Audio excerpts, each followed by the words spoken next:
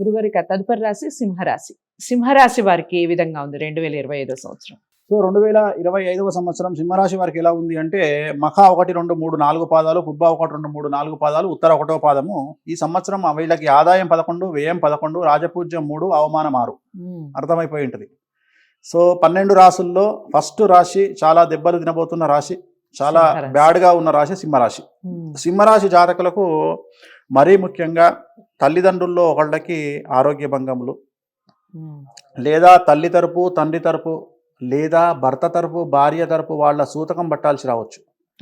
అంటే తల్లి తరపు వాళ్ళు కానీ, తండ్రి తరపు వాళ్ళు కానీ, భార్య భర్త తరపు వాళ్ళు కానీ ఎవరైనా చనిపోయేటువంటి అవకాశం ఉంది. వాళ్ళ తరపున సూతకాన్ని పట్టాల్సినటువంటి పరిస్థితి సింహరాశి వాళ్ళకు వస్తుంది.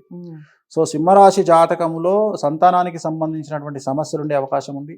సింహరాశి వాళ్లకు స్నేహితుల వల్ల సమస్యలు ఉన్నాయి, నమ్మిన వాళ్ళు మోసం చేసే అవకాశాలు ఉన్నాయి, ఆర్థికంగా ఇబ్బందులు పడతారు. మరీ ముఖ్యంగా బాగా నమ్మినటువంటి వాళ్ళ వల్ల ఈ సంవత్సరం మోసపోయే అవకాశం ఉంది. కాబట్టి దయచేసి ఎవరికి అప్పులు ఇవ్వకండి. రక్త సంబంధీకులైనా సరే, బయటి వాళ్ళైనా సరే, ఫ్రెండ్స్ అయినా సరే ఎవరికి డబ్బులు ఇవ్వకండి.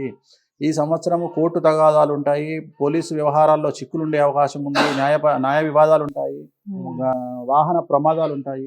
సో ఇలాంటి సమస్యలన్నీ ఈ సంవత్సరం కనిపిస్తూ ఉన్నాయి. స్త్రీలకు మరీ ముఖ్యంగా ప్రేమ వ్యవహారాలు బెడిసి కొట్టొచ్చు. భార్యాభర్తలు కలిసి ఉంటే గొడవలయ్యే, భార్యాభర్తలు విడిపోయే స్థాయికి తీవ్రమయ్యే అవకాశాలు ఉన్నాయి. వ్యాపారస్తులకు ఇన్కమ్ ట్యాక్స్, ఈడీలు లేదా ఇతర ట్యాక్స్ల వల్ల, గవర్నమెంట్ వ్యవహారాల వల్ల సమస్యలు ఉండే అవకాశం ఉంది. అలాగే గవర్నమెంట్ ఉద్యోగస్తులకు ఏసీబీ రైట్స్ అలాంటివి సమస్యలు కనిపిస్తూ ఉన్నాయి.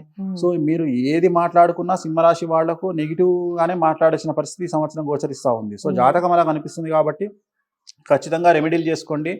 తిరునల్లార్ శనీశ్వర ఆలయంలో ప్రత్యేకమైన శని పూజ నిర్వహించుకోండి. అలాగే గురువారం నాడు శ్రీకాళహస్తిలో గురు దక్షిణామూర్తి దగ్గర అర్చన నిర్వహించుకోండి.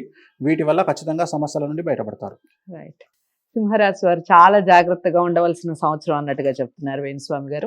కొన్ని విషయాల్లో జాగ్రత్తలు వహించాలి, కొన్ని పూజలు చేసుకోవాలి, అలాగే రెమెడీస్ కూడా చెప్పారు. ఇంకా డీటెయిల్డ్గా కావాలి మాకు, మేము ఖచ్చితంగా మిమ్మల్ని సంప్రదించాలి అనుకుంటున్నాం అన్న వాళ్ళు ఎవరైనా ఉంటే అపాయింట్మెంట్ కోసం స్క్రీన్ మీద కనపడే నెంబర్కి కాల్ చేయొచ్చు.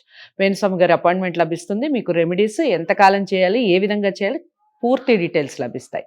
మరి వీడియోని సింహరాశి వారు అందరికీ చేరాలి అంటే లైక్ చేసి షేర్ చేయండి, ఛానల్ని సబ్స్క్రైబ్ చేసుకోండి. తదుపరి రాశితో కలుద్దాం. నమస్తే.